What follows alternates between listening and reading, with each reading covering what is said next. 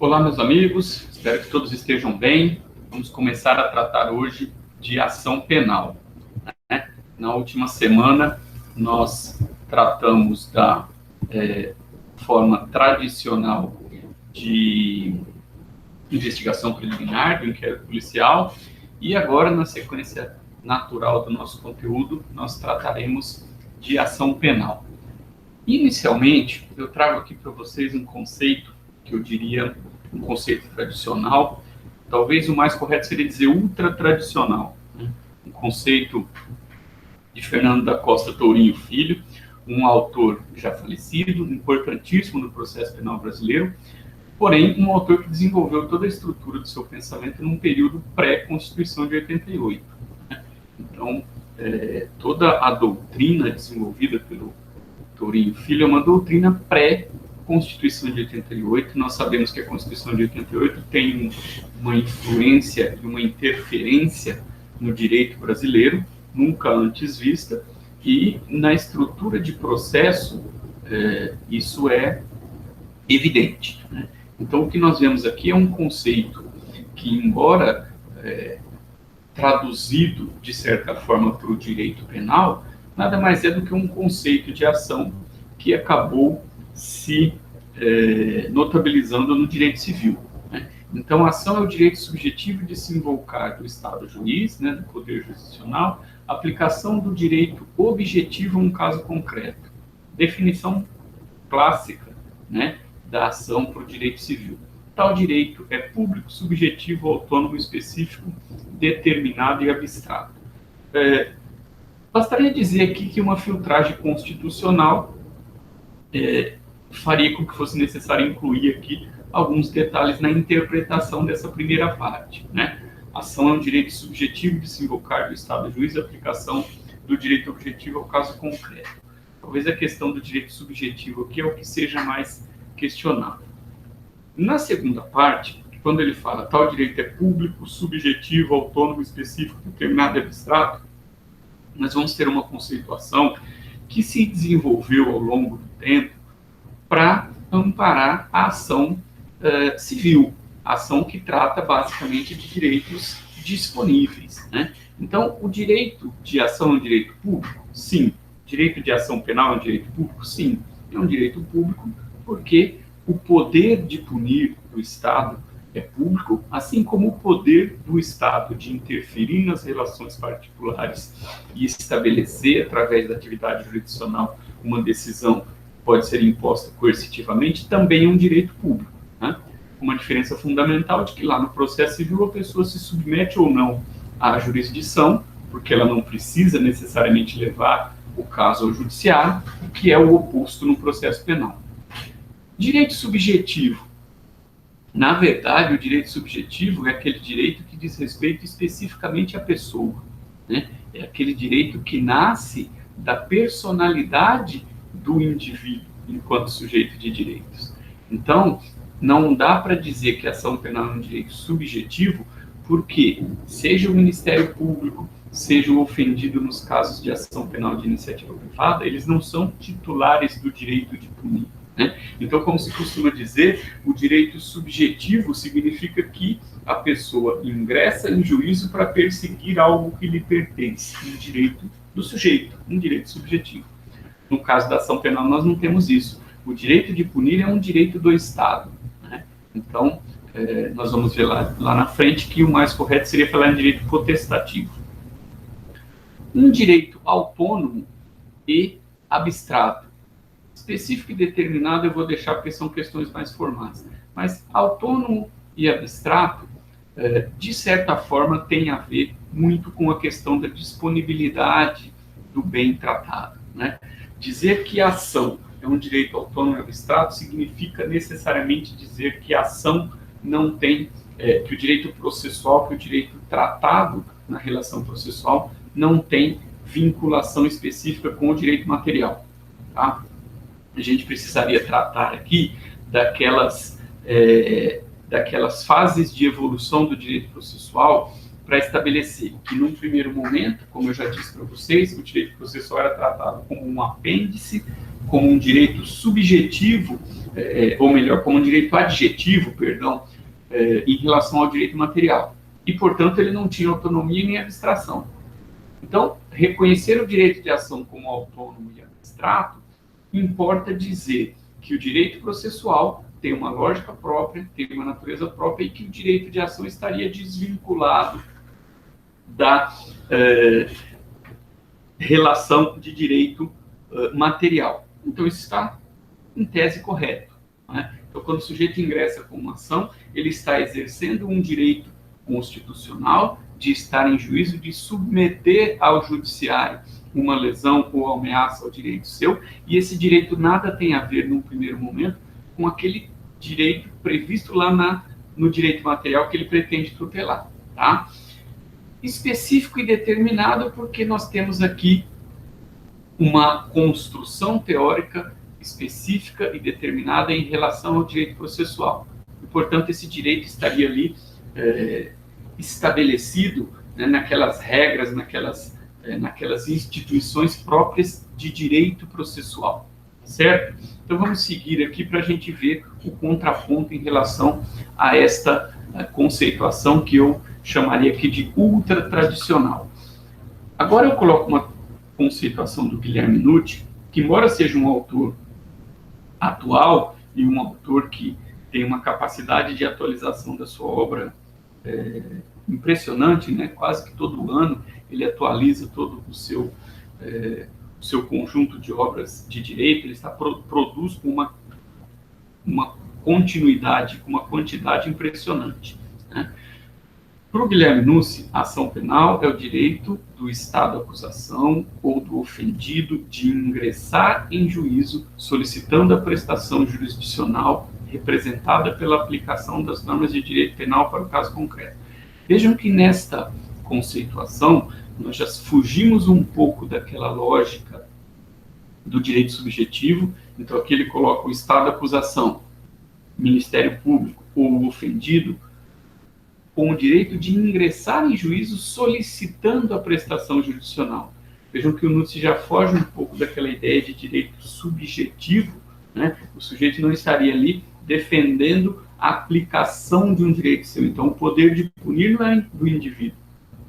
O direito do indivíduo é o de ingressar em juízo e de solicitar a prestação jurisdicional, tá? Para a gente complementar aqui agora, eu vou colocar o último conceito que nós vamos tratar, que é um conceito do Aury Lopes Júnior, que eu coloco em contraponto com o do Nutt, para fazer aquela distinção que eu gosto de fazer em relação a uma doutrina mais tradicional, no que diz respeito às questões próprias do processo penal, e uma doutrina mais crítica em relação à forma como a doutrina processual penal tem caminhado no Brasil. Então, a postura mais crítica é a do Aury Lopes Júnior. Então, nós partimos lá daquela postura ultra-tradicional de um pensador do processo penal pré-Constituição de 88 para uma doutrina, embora tradicional, tenha suas próprias características, e de um autor de processo penal que tem uma capacidade de produção e de interpretação muito interessante. O Nutt é um autor que eu gosto bastante também, né? Embora em alguns aspectos eu prefira as ideias do Guilherme Nutt, do Aury Lopes Júnior, inclusive ideias que estão, digamos, sendo paulatinamente reconhecidas, inclusive em âmbito jurisprudencial, certo? Mas é importante que a gente tenha esse contraponto para que a gente efetivamente analise essa crítica e veja até que ponto essa crítica é válida ou não, certo? Para o Aury Lopes Júnior, a ação penal é o poder político constitucional de acudir aos tribunais para formular a pretensão acusatória. É um direito potestativo, constitucionalmente assegurado, de invocar e postular a satisfação da pretensão acusatória. Depois ele complementa, é um direito público, autônomo e abstrato, mas conexo instrumentalmente ao caso penal. Então vejam que não existe uma diferença profunda entre a conceituação do Guilherme Nutt e a conceituação do Aury Lopes Júnior, certo? Não há uma diferença profunda. O que há aqui é que o Aury Lopes Júnior faz questão de enfatizar alguns aspectos. Então, veja, poder político constitucional ele faz menção aqui ao inciso 35 do artigo 5º, que estabelece o direito de ação, certo? Isso, evidentemente, no caso do querelante, do acusador particular, que vai ser complementado pelo Código Penal e pelo Código de Processo Penal, como a gente vai ver mais adiante. Mas é uma noção constitucional básica, o direito de ação.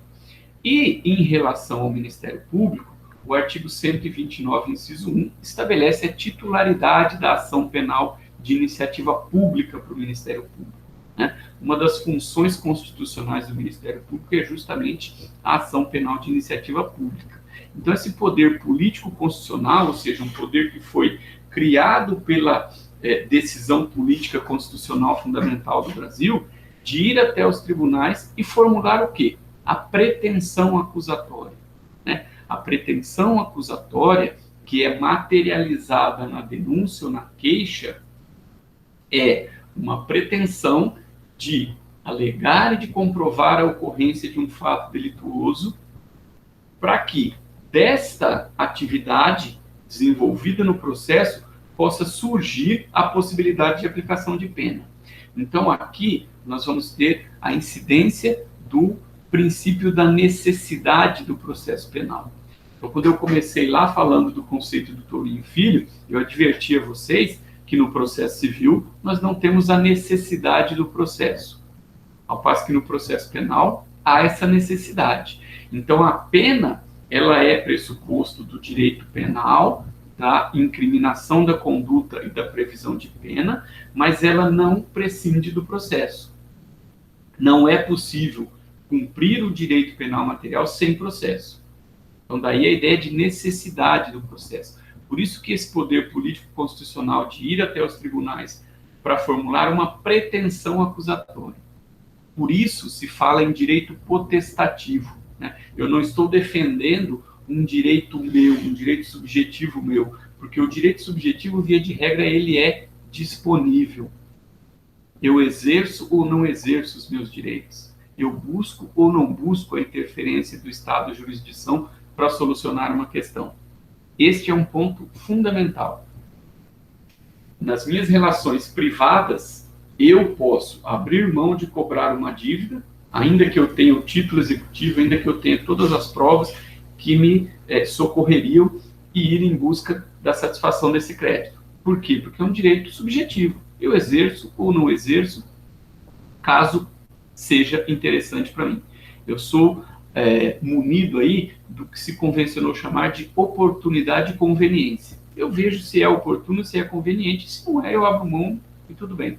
No caso do direito potestativo, no que se refere ao Ministério Público, existe uma diferença, porque é o Ministério Público, quando a Constituição incumbiu a tutela da ação penal de iniciativa pública, ela não deixou a disponibilidade, a conveniência, a oportunidade. Ela tornou essa incumbência obrigatória, certo? Então, aqui, o direito é público, obviamente, porque sempre o direito de exercer a jurisdição vai ser um direito público, mas não é subjetivo, e sim potestativo. É autônomo e abstrato, porque o direito processual possui autonomia e abstração, possui independência em relação ao direito material, mas ele é conexo instrumentalmente ao caso penal. Por quê? Porque nós já vimos falando, desde quando nós iniciamos o estudo do direito processual penal, que uma acusação penal não prescinde de justa causa.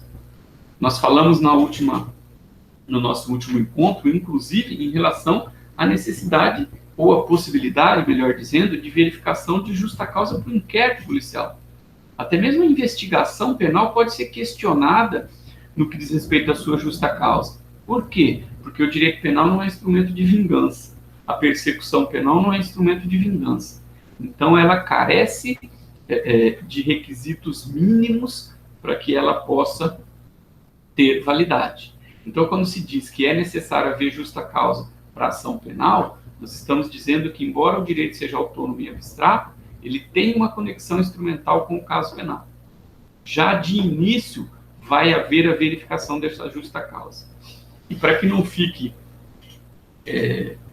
muito em branco aqui, eu diria para vocês o seguinte: quando um juiz no processo civil verifica o cumprimento dos requisitos mínimos para recebimento de uma petição inicial, ele não faz qualquer juízo de valor.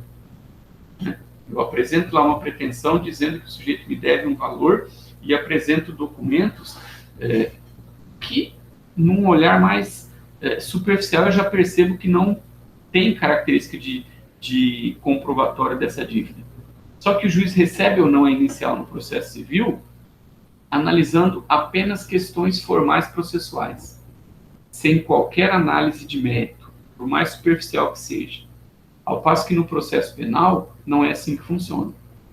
Desde o início, já há uma análise mínima que seja, precária que seja, em relação à justa causa. Ou seja, existe uma conexão, como a própria expressão denota aqui, uma conexão instrumental entre esse direito autônomo e abstrato, que é o direito processual, e a causa penal. Não é possível exercer o direito processual autônomo e abstrato se não houver o mínimo de indícios de que houve o cometimento de um delito. Sob pena de você colocar sobre os ombros do acusado todo o prejuízo, todo o dissabor da persecução penal acusatória, sem que haja justificativa para tanto. Tá? Eu vou deixar então agora os conceitos, a gente vai avançar em relação ao que vem adiante e vai robustecer aquilo que está sendo dito a respeito dos conceitos. Bom, esse conceito, essas características conceituais, acabaram, pela doutrina tradicional, se desenvolvendo através do que se convencionou chamar condições da ação penal. Aqui, como condições da ação penal, eu vou dividir em duas partes. Primeiro, fazendo um apanhado do que a doutrina tradicionalmente coloca como condições da ação, que é uma adaptação das condições desenvolvidas para o processo civil, e depois eu vou falar da crítica feita pelo Aurélio Lopes Júnior a respeito dessas condições. Então, vejam, as condições da ação penal que nós vamos ver aqui estão colocadas numa sequência e entendidas como uma adaptação das três condições da ação que foram desenvolvidas entre nós pelo Henrique Túlio Liebmann, um italiano que veio para o Brasil no período da Segunda Guerra Mundial, né, que se estabeleceu em São Paulo, que já era um jurista, já era alguém que era dedicado ao estudo do direito, mas que se aproximou da Faculdade de Direito de São Paulo e lá desenvolveu a chamada teoria das condições da ação, que é subdividida em três. Então, estas condições da ação, como consta aí da nossa apresentação, não integram o mérito. Não, aliás, o texto está errado, não se integram ao mérito, né? Mas são condições para que haja possibilidade de manifestação sobre ele. Então não se trata do mérito, não se trata se ocorreu ou não ocorreu um delito, se o acusado é autor ou não do delito, mas são condições mínimas sem as quais a gente não pode chegar nessa verificação. Eu não posso discutir se há ou não a ocorrência de um delito, se há ou não a prova da autoria, sem passar por uma análise prévia dessas condições da ação. Tá? Então, o que a gente vai ver aqui, normalmente, é analisado no início, para que haja o início do processo. Então, vejamos. A primeira, possibilidade jurídica do pedido. No que diz respeito à possibilidade jurídica do pedido, inicialmente se postulou que ela era separada do interesse de agir e estava manifesta na ideia de que a pretensão do autor deveria fazer referência a algo admitido pelo direito objetivo, ou seja, uma providência admitida pelo direito. No processo civil, nós normalmente vemos como exemplo de ocorrência de carência da ação pela ausência de possibilidade jurídica do pedido, cobrança de dívida de jogo, que é expressamente proibida, né? Outras vezes, autores mais lúdicos falam em exigir a posse de um terreno da Lua que foi comprado pelo sujeito, ou seja, alguma coisa que está fora da possibilidade do mundo jurídico, né? Então, eu não posso cobrar a dívida de jogo, porque o ordenamento jurídico me impede. Então, se eu ingresso com uma ação para cobrar uma dívida de jogo, eu vou dizer, olha, esse pedido não é juridicamente possível, certo? Na ação penal, se coloca da seguinte forma, que seria indispensável, que seria necessário apresentar já de início, né, o que se convencionou chamar de justa causa. Ou seja, a apresentação, a descrição, pelo menos em tese, de um fato típico, certo? Ou seja, seria possível, juridicamente falando, todo pedido que se referisse efetivamente a um tipo penal, né? Então, não seria juridicamente possível, por exemplo,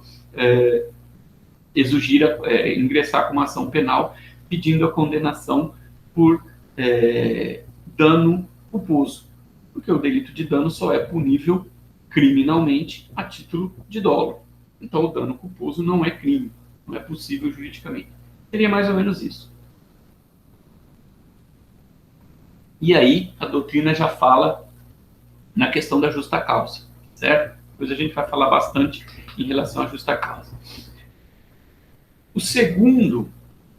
A segunda condição da ação seria o interesse de agir. Então, deixa eu já fazer aqui uma ressalva. O Liebman, esse italiano que eu disse para vocês que desenvolveu essa doutrina das 3 condições da ação, na última revisão que ele fez da obra, ele juntou possibilidade jurídica do pedido e interesse de agir. Ele chegou à conclusão de que as duas coisas se misturavam, né? Ou existia possibilidade jurídica do pedido e, portanto, interesse de agir, ou existia interesse de agir e, portanto, possibilidade jurídica do pedido, porque uma coisa comprometeria a outra, certo? De qualquer forma, boa parte da doutrina sequer faz essa observação de que o próprio autor desta teoria acabou alterando o que ele estabeleceu inicialmente. Então, no que diz respeito ao interesse de agir, que seria a segunda condição da ação, fala-se em necessidade de utilização do processo para obter um ganho, ou, como consta do texto, para evitar um prejuízo. E para isso, você deveria se utilizar da prestação jurisdicional adequada e deveria estar havendo a utilidade do provimento. Então, quando se fala em necessidade de se verificar, né, a utilidade, a adequação e a própria necessidade da utilização do processo, claramente nós estamos fazendo referência a uma doutrina que foi desenvolvida para o processo civil.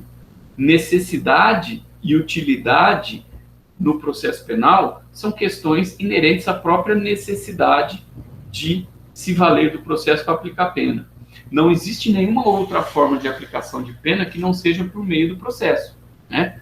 Nós temos hoje a possibilidade de transação, seja no que diz respeito às infrações de menor potencial ofensivo, seja no que diz respeito da delação premiada, mas aí você negocia com autorização judicial, e aí a gente vai ver lá na frente que isso é uma mitigação da obrigatoriedade da ação penal, mas, em regra, a necessidade faz parte da própria lógica do processo penal, que é a lógica do princípio da necessidade para efeito de aplicação da pena, né? Então, a utilidade do provimento também seria evidente na medida em que eu não tenho como chegar à aplicação da pena a não ser pelo meio do processo. E aí ficaria no vazio apenas a questão da adequação, que tem a ver com procedimentos e tudo mais, mas isso é muito pouco para justificar a utilização desta condição da ação, digamos assim, no processo penal. Tradicionalmente se subdivide, então, a ideia de interesse de agir em necessidade, né? E aí, para o processo penal, sem o devido processo legal não é possível exercer o jus puniens. Isso aqui está corretíssimo. Mas isso aqui, ele não é verificável para que o sujeito possa exercer o direito de ação, porque ele está presente em todas as situações do processo penal, né? Então, veja, como que eu traduziria isso no processo civil? Por exemplo, eu tenho a necessidade de ingressar no juízo para cobrar uma dívida à medida em que essa dívida está vencida e que há uma resistência ao pagamento. Então eu digo assim, olha, eu tenho interesse de agir porque a dívida está vencida, ela já foi feita uma cobrança e o sujeito se nega a pagar. Então eu necessito, neste caso específico, da interferência do judiciário. No processo penal sempre vai haver necessidade, porque não é possível se chegar apenas sem a utilização do processo. Então vejam, não há necessidade de verificar caso a caso a necessidade do processo, porque ele vai ser sempre necessário. A segunda subdivisão do interesse de agir seria a adequação. E aqui, mais uma vez, fala-se em justa causa e procedimento estabelecido pela lei processual penal. Então, veja, teria interesse de agir o sujeito que tem justa causa para fazer a persecução penal, para colocar em curso a persecução penal, e que utiliza o procedimento adequado estabelecido na lei processual penal. Então, eu não posso pretender levar perante o tribunal do júri alguém que não cometeu crime doloso contra a vida, porque o procedimento estabelecido para o tribunal do júri só é aplicável para crimes dolosos contra a vida. E eu também não posso querer submeter a um outro tipo de procedimento quem cometeu crime doloso contra a vida, né? Então, a questão do procedimento é bastante simples de entendimento. E, por fim, nós temos a questão da utilidade. Então, o interesse de agir seria subdividido em necessidade, adequação e utilidade. E a utilidade seria a presença real da possibilidade de aplicação da pena. Ou seja, se eu não tenho mais a possibilidade de aplicar uma pena, por exemplo, porque houve a prescrição, e está extinta a punibilidade porque houve a prescrição, esse processo não tem utilidade. E aí eu repito para vocês a justificativa. O processo penal não é instrumento de vingança. Eu não posso usá-lo só para simplesmente ter lá na frente uma decisão que está vendo, ó, você foi processado, está aqui provado que você cometeu delito. Pouco importa que não era mais possível aplicar a pena, mas eu consegui provar que você cometeu delito. Não, esse não é o papel da jurisdição penal. Então, se você verifica desde logo que não é possível aplicar a punição porque houve uma causa extintiva de punibilidade, ocorrendo a prescrição, por exemplo, não há utilidade nesse processo, né? Então, nós temos lá a possibilidade jurídica do pedido e interesse de agir, separados para boa parte da doutrina, unidos para quem dá atenção ao fato de que o próprio Henrique Túlio Liebmann fez essa junção, né, no final da sua atividade intelectual. Ele entendeu que possibilidade jurídica de pedido e interesse de agir estavam necessariamente vinculados, tá certo? E aí nós teríamos, ainda para quem formalmente gosta dessas categorias, mais duas possibilidades, né? A visão da questão da legitimidade para agir, que integra a terceira das condições da ação, certo? Então, nós teríamos possibilidade jurídica do pedido, interesse de agir e legitimidade de agir. Lembrando, realçando mais uma vez para que fique bem claro para vocês, o próprio Liebmann, no final, na última edição da sua obra a respeito disso, uniu interesse de agir e possibilidade jurídica do pedido, transformando, então, em duas as condições da ação. Então, a legitimidade para agir seria a ideia de que somente as pessoas legalmente legitimadas poderiam estar em juízo, o que é perfeitamente lógico. No caso do processo penal, seriam Ministério Público, ação penal de iniciativa pública, ou ofendido, ação penal de iniciativa privada, ou ação penal pública subsidiária da pública, que a gente vai ver mais adiante, certo? Então, aqui, o que se observaria, o que se observa é a condição de quem está apresentando a pretensão acusatória, quem está formulando a acusação e submetendo esta acusação mediante a utilização do direito de ação ao Estado juiz, ok? Então, aqui nós temos a ideia da legitimidade para a causa, ad causam, que trata dos polos da ação, né? Então, no polo ativo, necessariamente nós temos o Ministério Público ou o ofendido, ou quem tenha qualidade para representá-lo ou sucedê-lo. Ou seja, no caso da ação penal de iniciativa privada, né, nós vamos ter, na impossibilidade do ofendido agir em nome próprio, a esfera de representação e de sucessão dele, certo? No polo passivo, qualquer pessoa que tenha concorrido para o crime, né, chamado princípio da intranscendência da ação penal.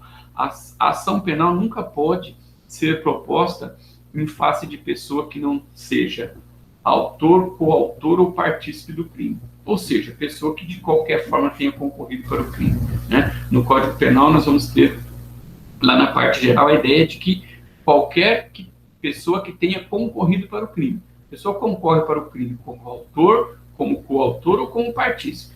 Se não for numa dessas três hipóteses, não concorreu para o delito, certo? E nós temos ainda a chamada legitimidade ad processo, né? Então, a legitimidade para a causa e a legitimidade para o processo. Então, aqui na legitimidade para o processo, nós estamos falando de pessoas. Então, o representante do Ministério Público. Então, o Ministério Público, enquanto instituição, é o legítimo para a causa, porque está lá no artigo 129, inciso 1 da Constituição, e o ofendido, porque consta da Lei Processual Penal e da Lei Penal. Né? No caso, no processo específico, nós precisamos da capacidade processual. Então, o representante do Ministério Público tem capacidade processual, o ofendido ou quem tem capacidade para representar ou sucedê-lo vai necessariamente estar representado por advogado. E se for menor de idade, né, tem que ter o representante legal também representando. Então, no processo, nós precisamos, além da capacidade de ser parte, legitimidade ad causa, para a capacidade de estar no processo. Então, o Ministério Público se faz representar no processo por um promotor de justiça. Então, um assessor do Ministério Público, um oficial do Ministério Público, seja lá o nome que se dê aos servidores do Ministério Público nas esferas, nas diversas organizações do Ministério Público, não tem competência para assinar sozinho a denúncia. Tem que ser o representante como membro do Ministério Público. Então, é o promotor de justiça estadual ou distrital ou é o procurador da República no âmbito da Justiça Federal. São esses que representam o Ministério Público, são esses que têm legitimidade para estar no processo. Assim como o ofendido, ou seu representante, ou seu sucessor, deverão estar assistidos por advogado, que é quem fala efetivamente em nome dessas pessoas no processo. No polo passivo, mantém-se, né, a ideia de que qualquer pessoa que concorreu para o crime, desde que esteja amparado também pela defesa técnica. Né? Quando nós falamos da ampla defesa, nós falamos da autodefesa, que é a possibilidade do sujeito tem de interferir diretamente, né, na sua defesa durante o processo, e na defesa técnica, que é obrigatória e que é propiciada por meio de advogado constituído, certo? Ou dativo, se for o caso. Então, esses são os legitimados para falar no processo. Né? Então, tanto o Ministério Público, enquanto instituição, como ofendido como titular da iniciativa da ação penal privada no polo ativo, quanto o acusado no polo passivo, serão necessariamente representados por pessoas que tenham a capacidade postulatória, a capacidade de peticionar perante o Estado juiz, certo? E nós temos ainda a justa causa, que é colocada no processo penal brasileiro, a partir do artigo 395, como algo que deve necessariamente ser analisado inicialmente para que se efetivamente possa exercer o direito de ação. Né? Então, se vocês observarem o artigo 395 do Código de Processo Penal, nós vamos ver lá que um dos motivos para a rejeição da denúncia ou queixa é a ausência de condições da ação, e aí nós estaremos falando para a doutrina tradicional dessas três condições: possibilidade jurídica do pedido, interesse de agir e legitimidade, tá certo? E ainda há um inciso que fala da justa causa. Então, quando eu disse para vocês lá que a doutrina tradicional coloca a justa causa, fala da justa causa, tanto na possibilidade jurídica do pedido, quanto no interesse de agir, e o processo penal separa estas situações. Né? O artigo 395, que foi idealizado, que foi escrito na Reforma Processual Penal de 2008, ele traz uma separação. Ele fala em um inciso de condições da ação penal e fala em um inciso à parte de justa causa. Então, é possível que a gente separe essas duas coisas, né? As condições da ação, tradicionalmente divididas em três, e a justa causa. Então, aqui eu coloco para vocês as duas posições. Parte da doutrina entende que a justa causa confunde-se com o interesse de agir, né? E ainda há uma parte da doutrina tradicional que considera essa tripartição das condições da ação e diz que a justa causa seria uma quarta condição da ação.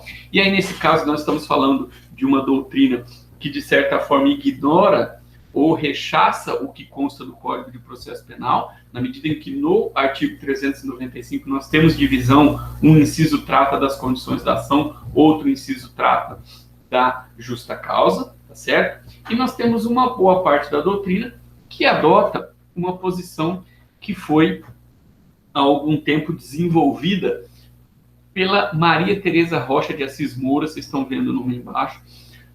Esta jurista hoje é ministra do STJ, né?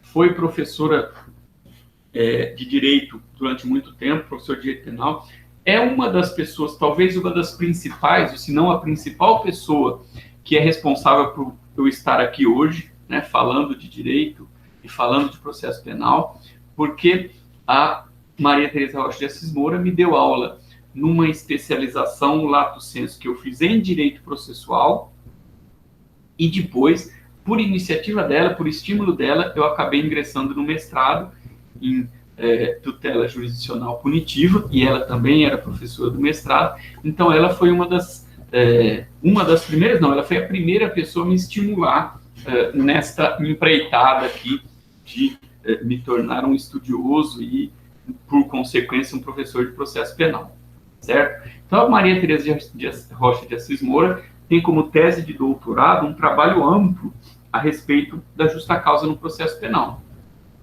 E ela, né, acabou por chegar à conclusão no trabalho dela de que a justa causa, na verdade, incorpora uma espécie de síntese das condições da ação, né? E ela coloca na obra dela que a justa causa tem uma função de antídoto de proteção contra o abuso de direito.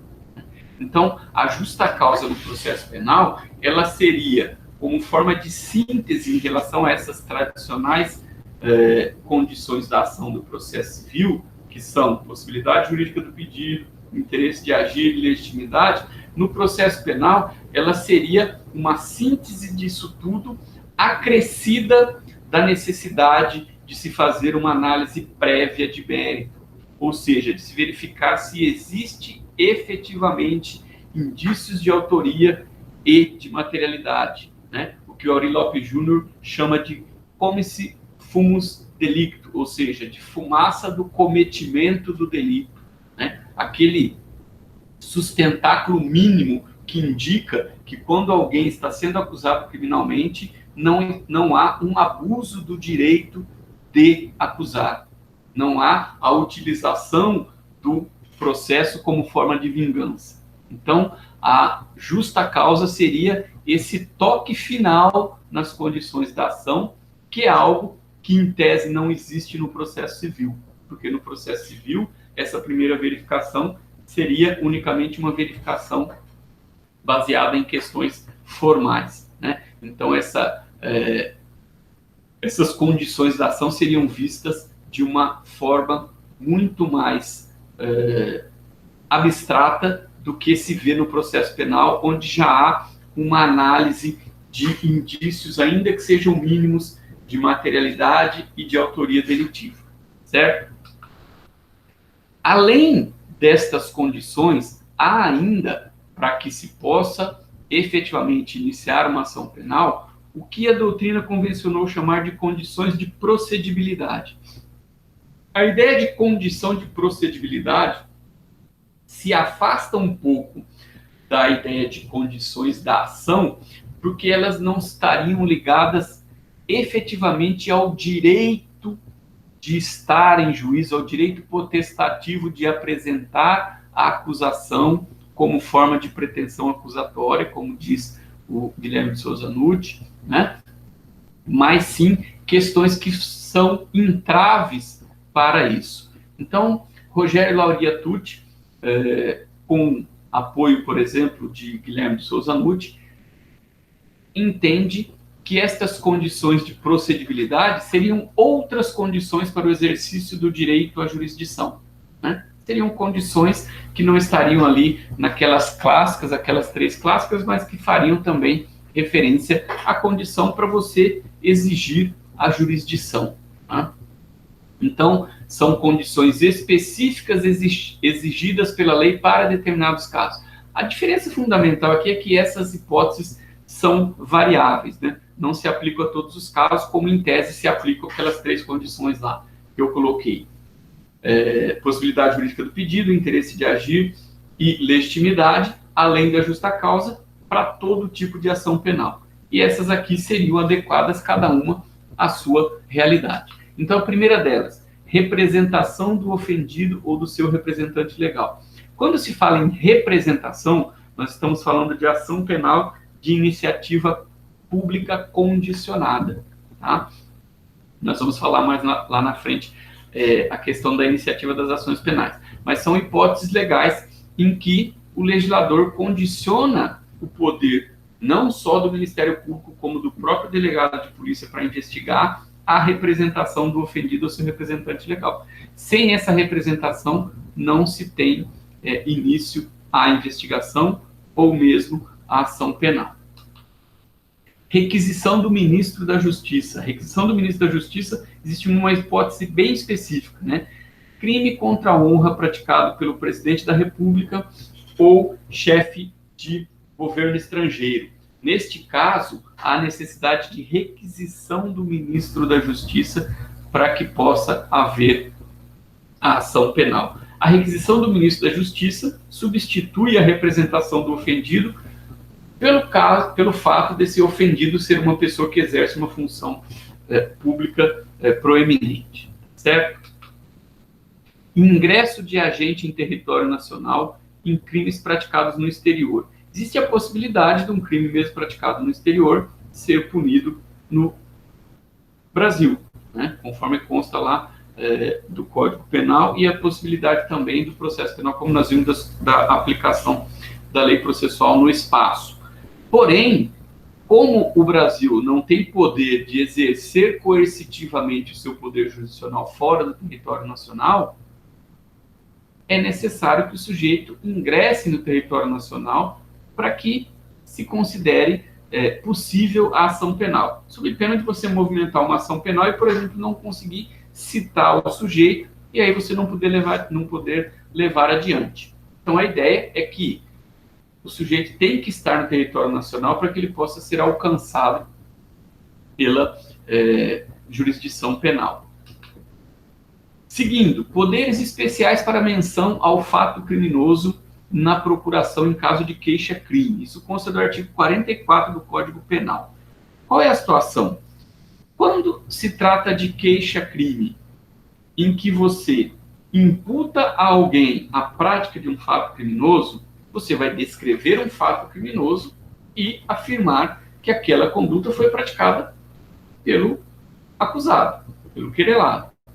Então, o advogado, para que ele possa efetivamente acusar alguém de ter cometido um delito agindo em nome de outro, ele precisa de uma procuração com poderes especiais. Então, na procuração que se faz para oferecimento de queixa-crime, deve constar o fato criminoso pelo qual aquele sujeito será acusado, né? Então, a procuração normalmente lá, poderes para defender o outorgante com cláusula de justiça geral perante a justiça. Para oposição de queixa-crime é necessária a descrição, a menção ao fato criminoso que vai constar da queixa-crime, sob pena de, eventualmente, o advogado também responder, né, pelas consequências de, por exemplo, ter acusado falsamente o sujeito. Certo? E ainda, prévia autorização da Câmara dos Deputados no caso de crimes cometidos pelo presidente, vice-presidente ou ministro de Estado. Nós tivemos bem recentemente, né, com o Temer, com Michel Temer na presidência, depois do impeachment da Dilma Rousseff, 2 ocasiões em que a Câmara apreciou e negou, né, autorização para que se iniciasse uma ação penal contra o presidente da República. A Procuradoria-Geral da República ofereceu denúncia 2 vezes e nas 2 vezes a Câmara dos Deputados negou esta autorização, impedindo, então, que o presidente Michel Temer fosse, naquela época, processado. Agora os processos estão sendo movimentados, inclusive depois que ele saiu da presidência, ele até foi preso provisoriamente por um período. Seguindo, trânsito em julgado da sentença anulatória de casamento no crime de induzimento a erro essencial ou ocultação de impedimento. Este crime aqui tem uma condição específica de procedibilidade, né? Toda vez que alguém é acusado do crime de induzimento a erro essencial ou ocultação de impedimento, significa o quê? O sujeito se casa, porém, ele já era casado. Então, ele casa-se com alguém escondendo daquela pessoa que ele já era casado. Como ninguém pode se casar 2 vezes, né?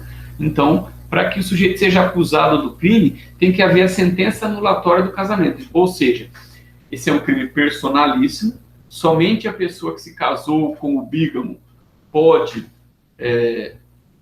movimentar a ação penal, e ele só pode fazer isso depois que ele tiver a sentença anulatória do casamento. Então, primeiro ele anula o casamento no direito civil, depois com a sentença anulatória, ou seja, com a prova pré-constituída de que houve um erro, induzimento a erro essencial ou ocultação de impedimento, aí ele pode processar criminalmente. Aqui há uma repetição daquela última, que eu falei, prévia autorização da Câmara dos Deputados. Depois que eu comecei, é que eu me toquei que havia essa repetição aqui. Depois, quando eu for disponibilizar o material para vocês, eu retiro isso aqui. Então, aqui em cima, prévia autorização da Câmara dos Deputados, e embaixo a única diferença é que está com o artigo 51 da Constituição Federal, mas é a mesma hipótese. Então, essas são as condições de procedibilidade. Então, vejam que aqui não tem a ver com questão processual propriamente dita. São questões mais pessoais. A representação do ofendido ou requisição do Ministério Público, os poderes especiais do advogado para falar na queixa-crime, o ingresso do sujeito no Estado, a prévia autorização da Câmara, são questões extra, mas que também podem impedir a ação penal, certo? Agora, eu vou falar para vocês, como eu já havia dito, da crítica que é feita pelo Aurí Lopes Júnior. Né? O Aurí Lopes Júnior, ele faz, e ele coloca no livro dele, condições da ação penal segundo categorias próprias do processo penal.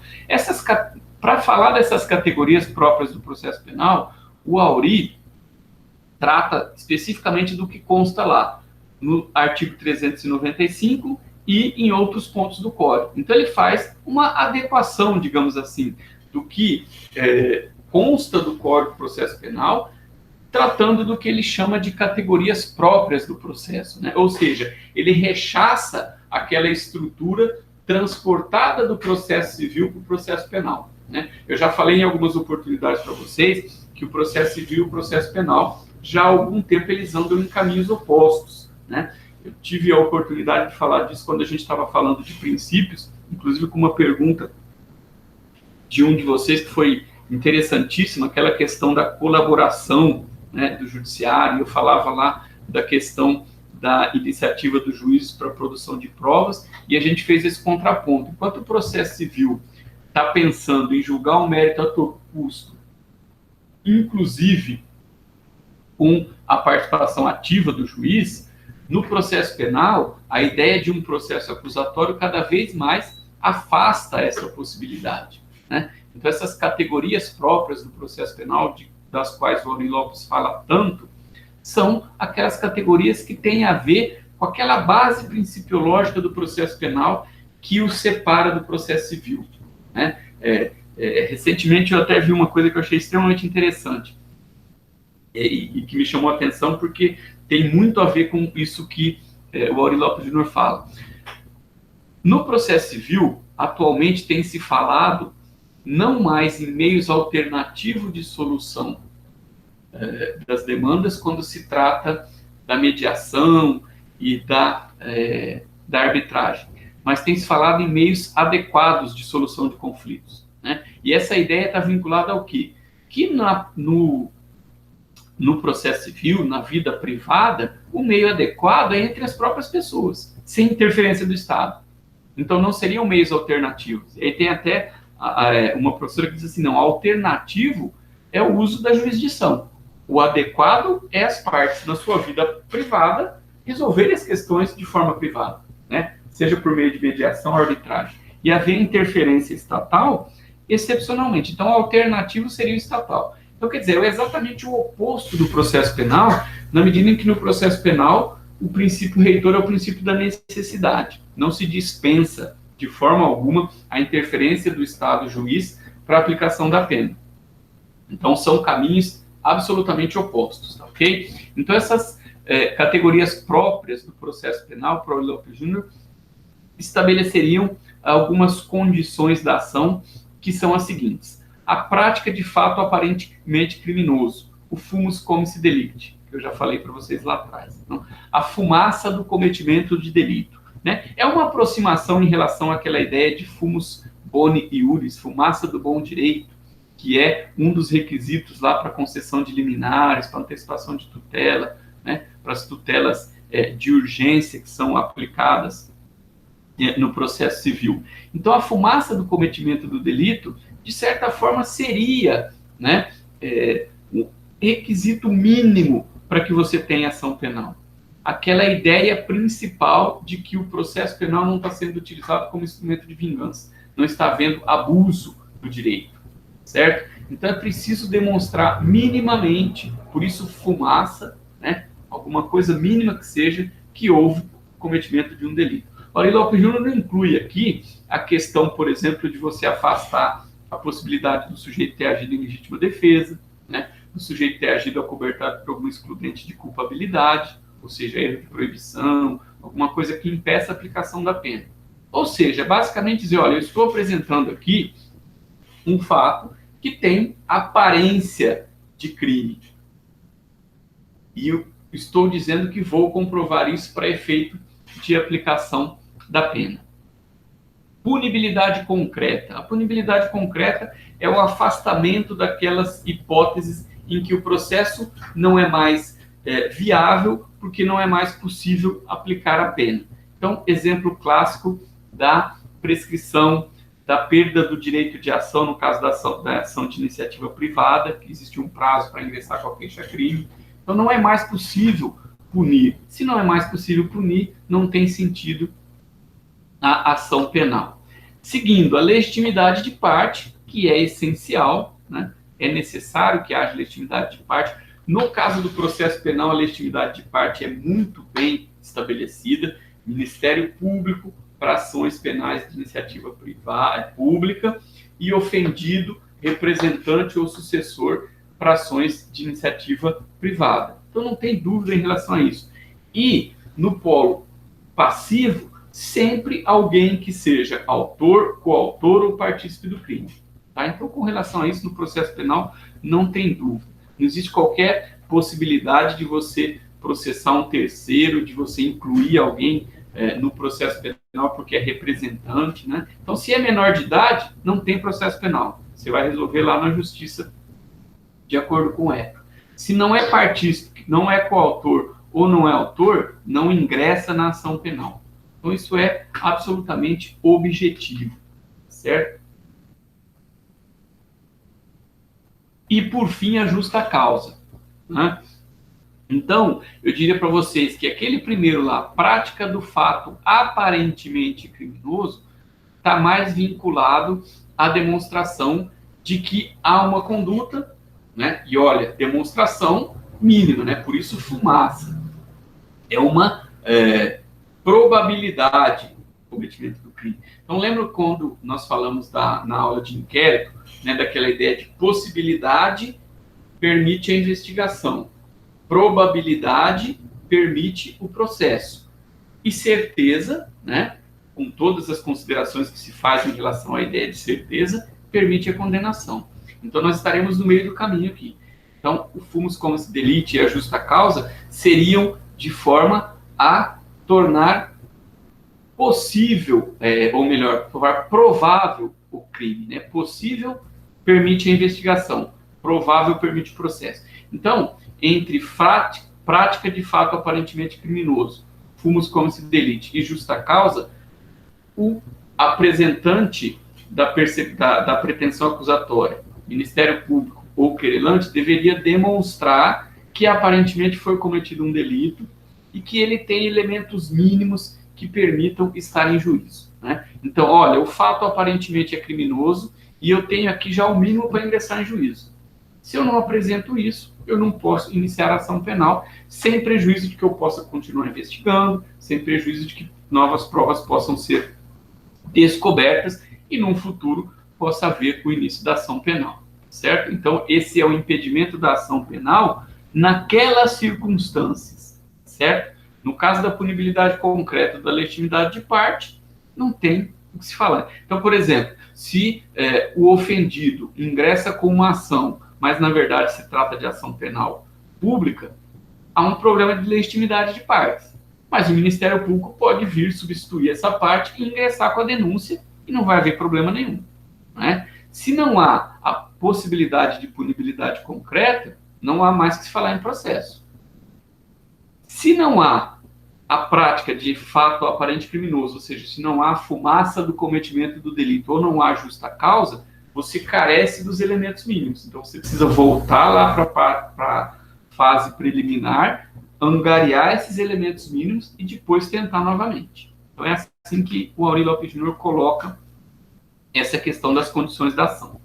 Bom, esta é a parte teórica, né, em relação a condições da ação, a estrutura da ação penal. Agora nós vamos falar de forma mais prática, né, em relação às espécies de iniciativa de ação penal. Então eu coloco aqui para vocês entre parênteses iniciativa, porque na verdade não existe ação penal privada e ação penal pública. Toda ação penal é pública. O que é público ou privado é o poder de levar até o Estado juiz a acusação, né, que vai ser materializada pela denúncia ou pela queixa. Ou seja, o poder potestativo de exercer o direito de ação e de se apresentar perante o judiciário na garantia de que, uma vez comprovadas aquelas alegações da denúncia ou da queixa, vai haver aplicação da punição. Então, na verdade, o que nós temos de espécies é de iniciativa da ação penal. Então, eu coloco aqui o entre parênteses, porque boa parte da doutrina fala em espécies de ação penal e ação penal pública ou privada. O próprio artigo 100 do Código Penal fala em ação penal pública, né? A ação penal é pública. Esse de iniciativa aí foi eu que acrescentei. Salvo a lei, salvo quando a lei expressamente a declara privativa do ofendido. Bom, a questão da iniciativa da ação penal está tratada tanto no Código Penal quanto no processo penal. Vocês, inclusive, já devem ter ouvido falar disso, já devem ter estudado isso, né? Quando viram a parte geral do Código Penal. Então, a regra é: a ação é de iniciativa pública, incondicionada, salvo quando a lei expressamente declara privativa do ofendido. Então, é a lei penal, a lei que incrimina, que via de regra vai dizer: neste caso se procede mediante queixa, nesse caso procede mediante representação. Se não disser nada, vale a regra básica do artigo 100. Então, regra geral: a ação penal é pública, ou seja, a autoridade policial, tomando conhecimento do fato, recebendo a notícia crimes, né, inicia a investigação, Ministério Público, recebendo elementos mínimos necessários, apresenta a denúncia. Excepcionalmente, quando a lei estabelecer, vai haver a iniciativa da ação penal de outra forma. Então, seguindo, parágrafo 1º do artigo 100 diz: a ação pública é promovida pelo Ministério Público dependendo, quando a lei exige, de representação do ofendido ou de requisição do Ministério da Justiça. Vocês lembram lá das condições de procedibilidade, né? Representação do ofendido é uma, requisição do Ministro da Justiça é outra. Neste caso aqui, nós estamos falando do quê? De ação penal de iniciativa pública condicionada. A iniciativa é pública, porém, ela está condicionada à representação do ofendido e à requisição do Ministério Público. Tá? Tem se entendido que a representação não tem forma estabelecida. Falei disso lá quando tratamos de notícia crimes. Então, se o sujeito vai até a polícia para registrar uma ocorrência, entende-se que ele está representando. Ora, se ele está levando ao conhecimento da autoridade policial a ocorrência do fato criminoso, evidentemente é que ele quer que seja tomada providência. Né? Já a requisição do ministro da Justiça tem que ser formal, obviamente. Seguindo, né, um exemplo aqui, né, só se procede mediante representação. Artigo 153, parágrafo 1º do Código Penal. Esse artigo fala da divulgação de escrito particular, de correspondência, ou seja, divulgação pública de documento particular, de interesse particular. Então, é um crime de ação penal de iniciativa pública, porém, somente se procede mediante representação. Então, é desta forma que nós vamos encontrar na lei a previsão que vai fazer com que haja a exceção à regra do caput do artigo 100. Ok? Uma outra. Procede-se mediante requisição do ministro da Justiça. Artigo 145, parágrafo único. Ele vai tratar do quê? Dos crimes contra a honra praticados contra o presidente da República ou chefe de governo estrangeiro. Certo? Nesse caso, somente se procede mediante requisição do ministro da Justiça. Seguindo, o parágrafo 2º ainda do artigo 100 trata de ação de iniciativa privada. Vejam que lá fala a ação é pública e depois aqui fala a ação é de iniciativa privada. Né? A ação aqui continua sendo pública, mas a iniciativa da ação, a iniciativa, o direito potestativo de se apresentar perante o judiciário é que é privado. Então, o correto seria também constar lá, a ação é de iniciativa pública. Certo? A ação de iniciativa privada é promovida mediante queixa do ofendido ou quem tenha qualidade para representá-lo. Então, veja, nesses casos a gente vai encontrar, como nós temos no artigo 145, somente se procede mediante queixa. Então, quando se fala em queixa, nós já sabemos que é ação de iniciativa privada. A denúncia é a acusação formulada pelo órgão público, pelo Ministério Público. A queixa é a acusação formulada pelo acusador particular. Tanto a denúncia quanto a queixa servem para apresentação da pretensão acusatória. A pretensão acusatória é a minha intenção de levar ao judiciário o conhecimento de um fato que eu reputo criminoso e sobre o qual eu pretendo que seja aplicado o direito de punir do Estado. Quando eu digo eu, obviamente, eu estou falando do Ministério Público, que o faz mediante a denúncia, e o ofendido ou seu representante, que o faz mediante a queixa. Né? Então, no processo penal, falou-se em queixa, nós estamos falando de ação penal de iniciativa privada. Falou-se em denúncia, nós estamos falando de ação penal de iniciativa pública. Né? Então, a denúncia e a queixa veiculam a acusação, e a acusação, por meio desta formalização, por meio da denúncia ou queixa, vai se transformar, uma vez apresentada em juízo, em pretensão acusatória. Certo? Então, com isso, a gente vai formando, né, o nosso entendimento a respeito disso. E, por fim, nós temos ainda a chamada ação penal privada subsidiária da pública. Então, veja, o que é esse nome que parece um palavrão? Ação penal privada, sempre lembrando que quando se fala em ação penal privada, nós estamos falando da iniciativa da ação, tá certo? Subsidiária da pública. Então, vejam o que diz o parágrafo 3º. A ação de iniciativa privada pode intentar-se nos crimes de ação pública se o Ministério Público não oferece denúncia no prazo legal. Né? Por que o Ministério Público tem prazo para oferecer denúncia? Porque ele é movido pelo princípio da obrigatoriedade. O Ministério Público ou ele denuncia ou ele propõe o arquivamento. Ou ele pede a devolução, ou ele devolve para a autoridade policial para continuar a investigação. Ele não pode engavetar a denúncia, ele não pode esquecer ele não pode engavetar a investigação, ele não pode esquecer da investigação. Ele tem que dar um destino. São 3 destinos possíveis. Proposta de arquivamento. E nós vimos na semana passada que houve a mudança do artigo 28, né? E se ele, de fato, entrar em vigor, se for superada essa suspensão concedida pelo Supremo, a questão do arquivamento vai ficar simplesmente a cargo do Ministério Público. O Ministério Público vai se organizar internamente para propiciar efetivamente o arquivamento do inquérito, das peças do inquérito policial, né? Ou ele oferece a denúncia, ou ele devolve pedindo maiores investigações, pedindo a prática de outros atos de investigação. Bom, existe um prazo, o prazo, em regra, é 15 dias para réu preso, 5 dias para réu preso, 15 dias para réu solto. Só isso, na prática, dificilmente isso acontece? Sim. Qual que é a consequência? A consequência é, no caso do réu preso, pode haver alguma interferência em relação à situação de prisão, que já é algo bastante questionável hoje em dia, porque nós sabemos que a questão da prisão processual vai estar necessariamente vinculada aos requisitos da prisão preventiva.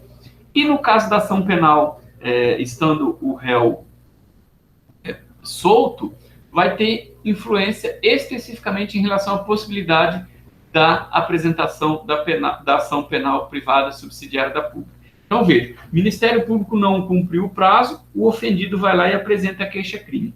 Então quer dizer que aquela queixa, então, a partir dali, o particular vai levar adiante? Não. O Ministério Público, a gente vai estudar isso na sequência, vai assumir aquela queixa-crime. A ação continua sendo pública e vai ser sempre pública, né? O fato é que o particular pode ir lá e substituir o Ministério Público para provocar a atuação do Ministério Público, para não permitir que aquilo se prolongue pelo tempo. Tá joia? Por enquanto, acho que é suficiente que a gente entenda isso. Esse é o tratamento dado pelo Código Penal à ação penal. Na sequência, nós temos o tratamento dado pelo Ministério Público para a ação penal. O tratamento dado pelo Código de Processo Penal à ação penal, certo? O artigo 24 do Código de Processo Penal estabelece, nos crimes de ação pública, e veja aqui mais uma vez, né, nos crimes de ação pública, toda ação é pública. Vou repetir isso 1 milhão de vezes, para que toda vez que vocês pensarem nisso, já vir na cabeça de vocês. Toda ação é pública. O que é público ou privado é a iniciativa da ação, certo? Então, nos crimes de ação de iniciativa pública, esta será promovida por denúncia do Ministério Público, mas dependerá, quando a lei exigir, de requisição do Ministro da Justiça ou de representação do ofendido ou de quem tiver capacidade para representá-lo. Tudo isso aqui está lá no artigo 100 do Código Penal, né? Não tem novidade nenhuma. Denúncia é a peça por meio da qual o Ministério Público formaliza a pretensão acusatória, né?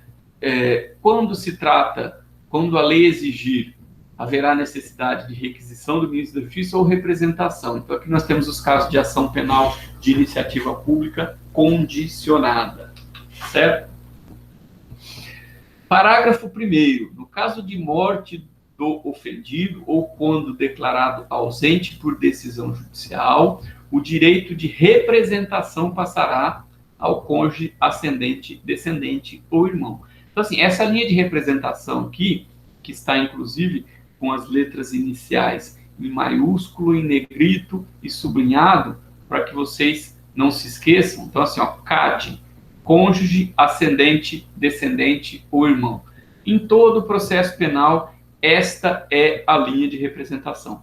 Sempre nessa ordem, tá? Sempre que o ofendido não puder se manifestar, quem irá representá-lo será cônjuge, ascendente, descendente ou irmão, tá? Essa é a linha de representação do processo penal.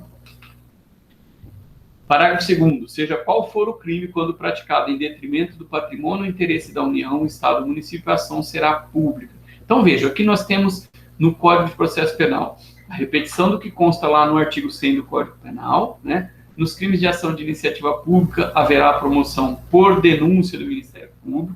Essa denúncia não prescindirá da requisição do ministro da Justiça ou da representação do ofendido quando a lei assim estabelecer. Qual lei? A lei que cria o tipo penal. Dica para vocês: prova de concurso, prova de OAB, prova de processo penal. Eu preciso descobrir qual é a ação para um determinado crime, eu vou lá na lei penal que estabelece a incriminação e procuro. Muitas vezes não está no próprio artigo do crime. Vocês viram aqui que a gente falou do artigo 145, numa dos slides para trás? O artigo 145 não é crime.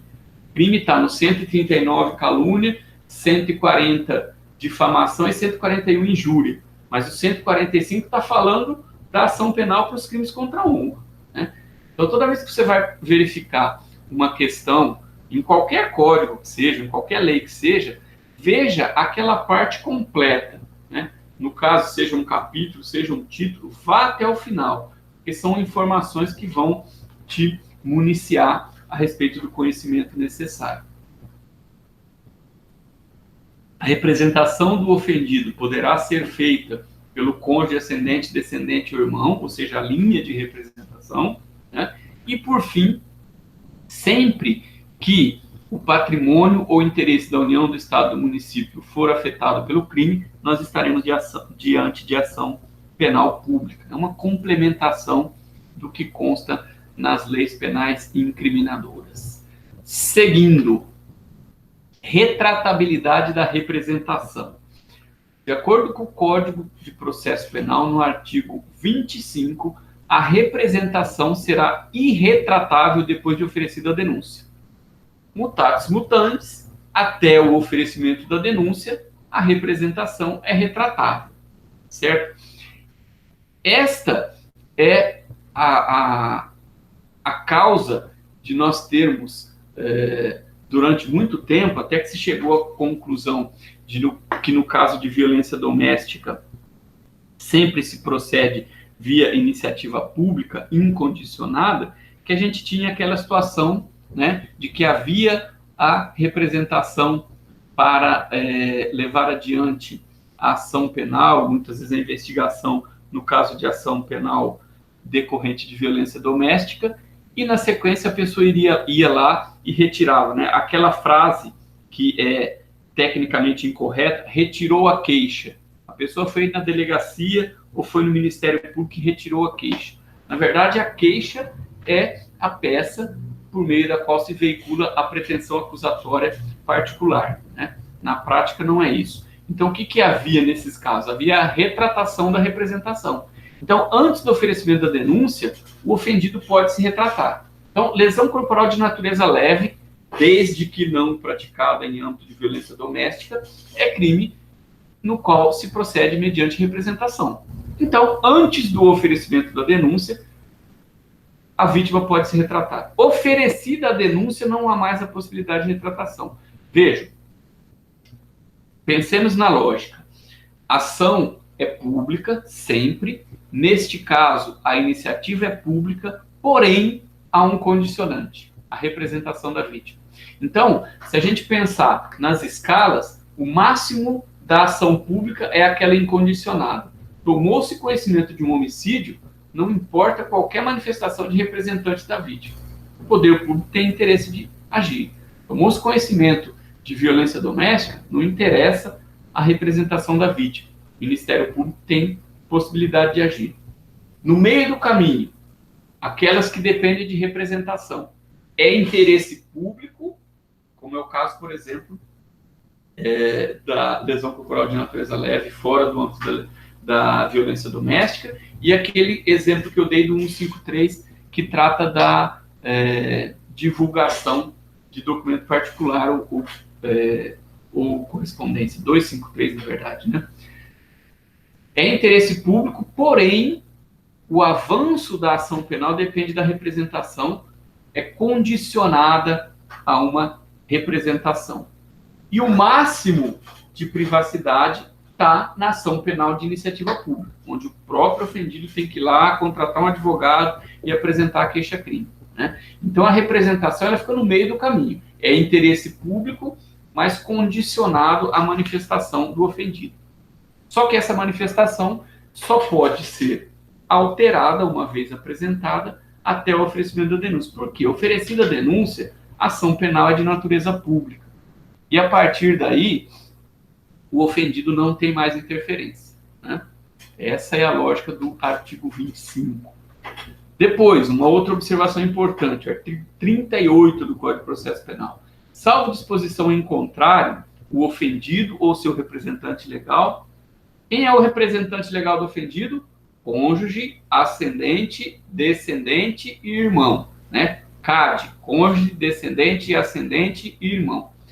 Decairá no direito de queixa ou de representação, se não o exercer dentro do prazo de 6 meses contado do dia em que vier a saber quem é o autor do crime, ou, no caso do artigo 29, do dia em que se esgotar o prazo para o oferecimento da denúncia.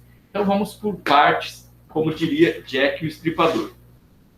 Salvo disposição em contrário, né, a lei pode alterar isso, o ofendido ou seu representante legal, a vítima do crime ou quem o representa, decairá do direito de queixa. Aqui, nós temos uma questão de decadência, tá?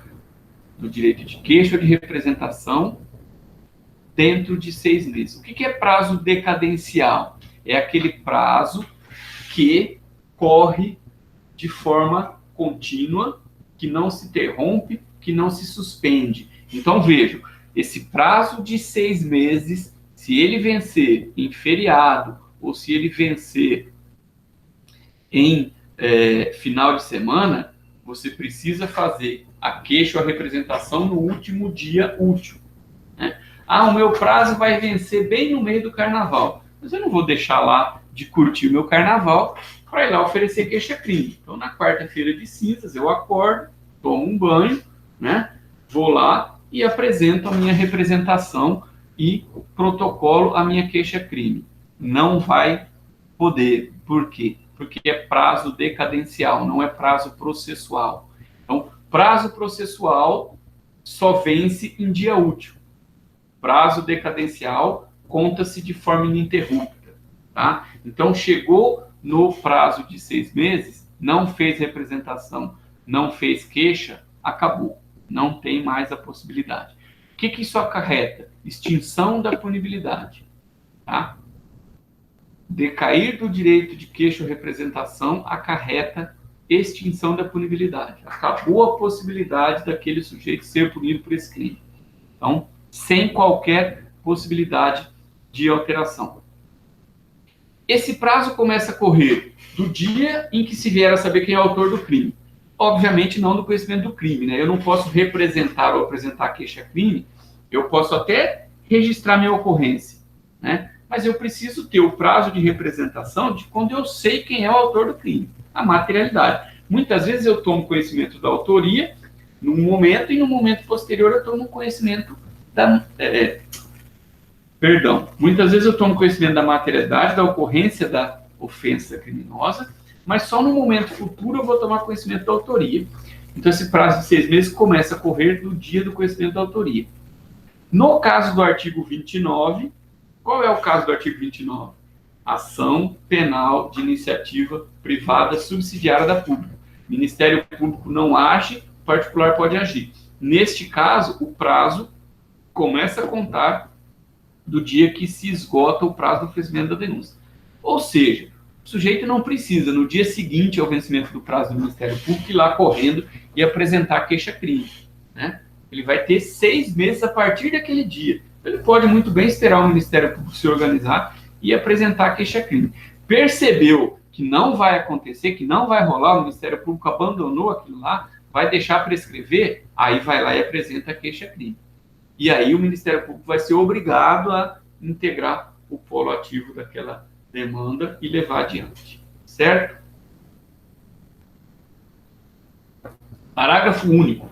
Verificar-se-á a decadência do direito de queixa ou representação dentro do mesmo prazo nos casos dos artigos 24, parágrafo 1º e 31.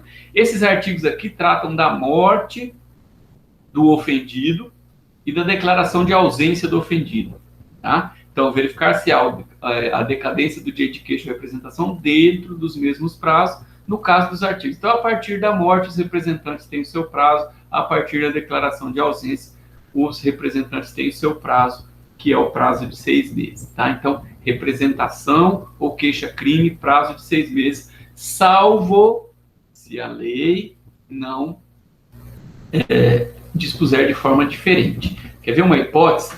No caso de crimes contra a propriedade imaterial, né, caso de crime que viola direito autoral, por exemplo, existe um procedimento no Código de Processo Penal que é para você comprovar a materialidade do delito. Então, você faz aquele procedimento, uma vez que tenha um laudo, você tem 30 dias para ingressar com a queixa. Se você não entrar com uma queixa em 30 dias, há a decadência. Então, lá,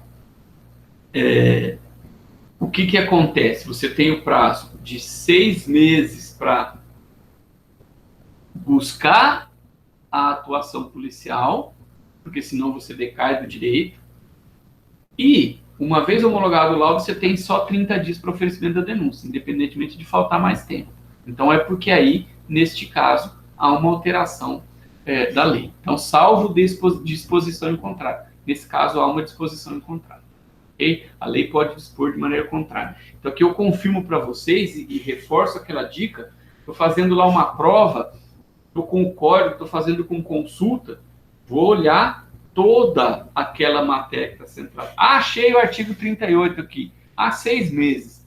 Veja lá, salvo disposição em contrário. Bom, se eu estou tratando, então, de crime contra a propriedade material, deixa eu ver se não tem alguma característica básica. Vou lá nos procedimentos especiais, está lá. Procedimento para julgamento de crimes contra a propriedade material. Se eu não li aquilo ali, meu amigo, babau, perdi a oportunidade. Certo? Caminhando para o final. Princípios ou regras da ação penal. Tá? Né? Alguns autores falam em princípios, outros falam em regras. Né? E aqui nós vamos falar da ação penal de iniciativa pública, já que a ação de iniciativa privada nós vamos tratar mais adiante. Primeiro, princípio ou regra, o princípio da obrigatoriedade ou o princípio da legalidade. Sempre que a ação penal for de iniciativa pública, o Ministério Público é obrigado a, recebendo os elementos mínimos necessários, oferecer a denúncia. Se não o faz, abre oportunidade para a apresentação do quê? Ação penal de iniciativa privada subsidiária da pública. Ou seja, complementa a obrigatoriedade. O Ministério Público é obrigado. Não cumpriu o seu dever, abre margem para o particular ingressar com a ação e depois ele, Ministério Público, como a gente vai ver mais lá na frente, vai ficar obrigado a atuar. Certo? Segundo, consequência também da regra da obrigatoriedade ou do princípio da obrigatoriedade ou legalidade. Indisponibilidade da ação penal. Ou seja, uma vez que ingressou com a ação penal, o Ministério Público não pode desistir da ação penal. Não existe desistência da ação penal. Na semana passada eu disse para vocês, delegado de polícia não arquiva inquérito policial. Uma vez aberto o inquérito, ele precisa relatar. Ao relatar o inquérito, ele vai dizer se ele se convenceu ou não da ocorrência de um delito. Se ele se convenceu ou não de elementos de autoria. Ok? A ação penal funciona assim. O Ministério Público é obrigado a ingressar quando ele tem os elementos mínimos. Se ele não faz no prazo legal, ele abre a possibilidade do particular substituí-lo e dar início à ação penal de iniciativa privada subsidiária da pública. E uma vez que a ação está em andamento, ela é indisponível, ou seja, ele não pode desistir da ação penal. Tá? Que também estas duas regras ou princípios aqui vão estar, de certa forma, vinculadas àquela ideia de necessidade do processo penal. Né? De alguma forma vão formalizar isso. Então, a ação penal é indisponível. Espera aí, o Ministério Público não pode pedir a absolvição do acusado? O Ministério Público não pode deixar de recorrer contra uma sentença absolutória? Pode, Só que uma vez que ele ingressa com a ação, ele tem que se manifestar. Ele não pode desistir. E vejam, como ele age fundamentadamente, se ele pede a absolvição num caso em que isso é absurdo, ele vai responder institucionalmente. Né? O que tem aqui? É corrupção? Por que ele pediu absolvição se está evidente que tem prova para condenar? Percebem a diferença entre pedir a absolvição fundamentadamente? Peço absolvição porque está claro aqui que não tem elementos para condenar, ou melhor dizendo, está claro aqui que não tem, que está provado aqui que o fato não existiu. Ingressei com uma ação de homicídio e a vítima me aparece aqui bela e formosa e diz que nunca houve esse homicídio, sequer tentativa. Então tem que pedir absolvição. Então isso não há qualquer comprometimento da obrigatoriedade da ação penal e nem da indisponibilidade. O que não pode é desistir dela, é deixar de se manifestar ou não e falar assim, desisto da ação. Isso é inviável no caso da ação penal de iniciativa pública. Tá? Estamos falando de ação penal de iniciativa pública. Depois nós vamos falar de ação penal de iniciativa privada. Princípio da oficialidade ou investidura. Né? Quando falei do inquérito policial, eu disse para vocês, o delegado de polícia preside obrigatoriamente o inquérito policial. Não existe outra pessoa que possa presidir inquérito policial. Não existe outra pessoa, a não ser um membro do Ministério Público estadual, distrital ou federal, que possa propor ação penal.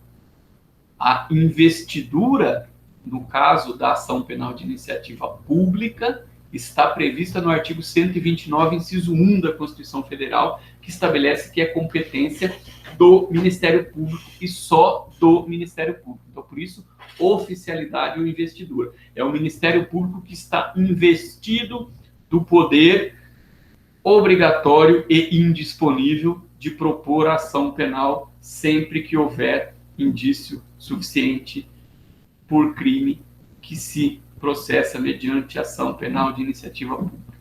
E oficiosidade. Ação penal de iniciativa pública incondicionada, princípio da oficiosidade. Vale também para o delegado de polícia. Chegou ao conhecimento do delegado de polícia a ocorrência de um crime de ação penal de iniciativa pública incondicionada, o que ele faz? Investiga. Viu que existe a possibilidade? Instaura inquérito policial. Chegou para o Ministério Público aquele inquérito policial relatado, demonstrando a probabilidade de acontecimento do crime, o que ele faz? De ofício, vai lá e oferece denúncia.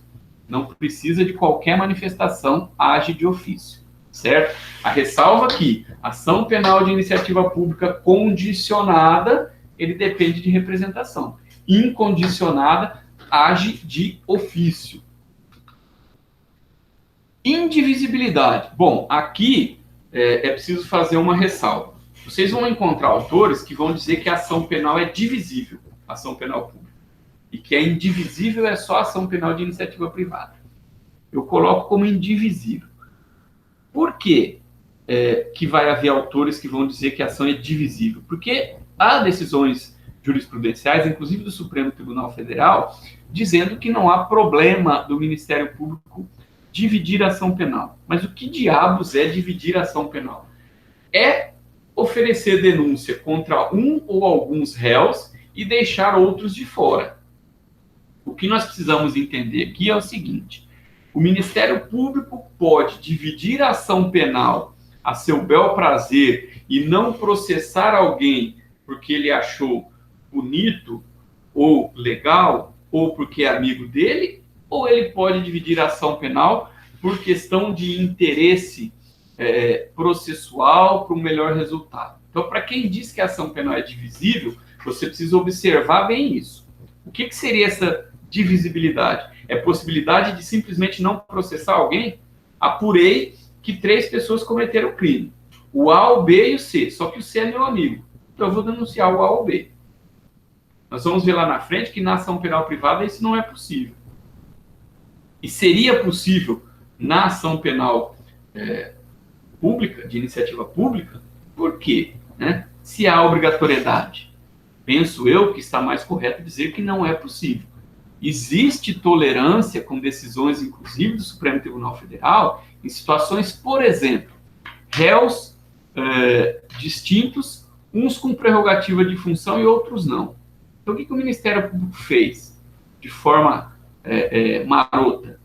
Ofereceu a denúncia contra o réu que tem prerrogativa de função lá no tribunal e só depois ofereceu a denúncia contra quem não tem prerrogativa de função na instância, na primeira instância, ou vice-versa, né? Oferece primeiro contra os réus que não têm prerrogativa de função na primeira instância e depois oferece contra o réu lá. Para quê? Para, de fato, não permitir que esses réus que não têm direito ao foro por prerrogativa de função sejam julgados lá na segunda instância.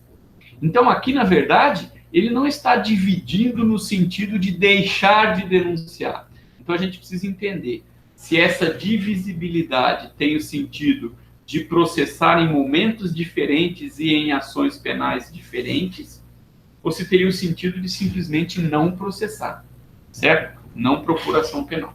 Quem diz que é divisível, diz que o Ministério Público tem o poder de verificar o que é mais oportuno e conveniente, então ele denuncia primeiro um, depois o outro. Penso eu que o mais correto é dizer que é indivisível e que se ele tiver elementos de convicção contra 3 pessoas, ele é obrigado a denunciar as 3 pessoas. Se ele vai utilizar essa estratégia de denunciar um perante o Supremo e outros 2 da primeira instância, aí é uma questão das próprias partes lutarem pelos seus direitos, tá? De discutir processualmente. Mas me parece que o mais adequado.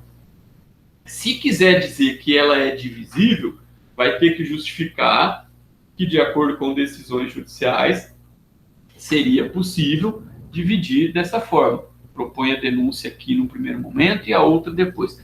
O que não dá para defender, e aí haveria um erro de interpretação, é que o Ministério Público poderia escolher quem denunciar e escolher quem ele não vai denunciar. Isso aí ele não pode, assim como o particular também não pode, certo? Então aqui é uma questão de entendimento de forma de colocação em uma eventual explicação. Seguindo, princípio da intranscendência. A ação penal não transcende aos autores, coautores ou partícipes do crime. Tá? Não existe propositura de ação penal que vá além dessas figuras. Ou seja, a ação penal só pode ser proposta contra quem concorreu de qualquer forma ao crime. Né? Nós temos, havia, não sei se ainda há, uma ideia de dizer assim, quando o menor comete um crime, o pai dele é processado pelo crime que o menor cometeu. Primeiro que menor não comete crime, né? Menor de idade comete ato infracional que vai ser apurado lá pelas regras do Estatuto da Criança e do Adolescente. Né? E segundo, que é ele que vai ser alvo da apuração, em que pese poder haver, por exemplo, responsabilização patrimonial do representante legal. Mas aí não é punição pelo crime, que sequer é crime. Tá? Então, o princípio da intranscendência, a ação penal somente alcança os autores, coautores e partícipes. Então, faça o contraponto aqui. Indivisibilidade indica que todos os autores, coautores e partícipes devem ser incluídos. Intranscendência limita a apenas e tão somente autores, coautores e partícipes. Ninguém além desses poderão estar no polo passivo da ação penal. E, por fim, suficiência da ação penal. A ideia de suficiência da ação penal eu coloco porque alguns poucos autores mencionam isso, mas é de uma definição um tanto quanto óbvia. Né?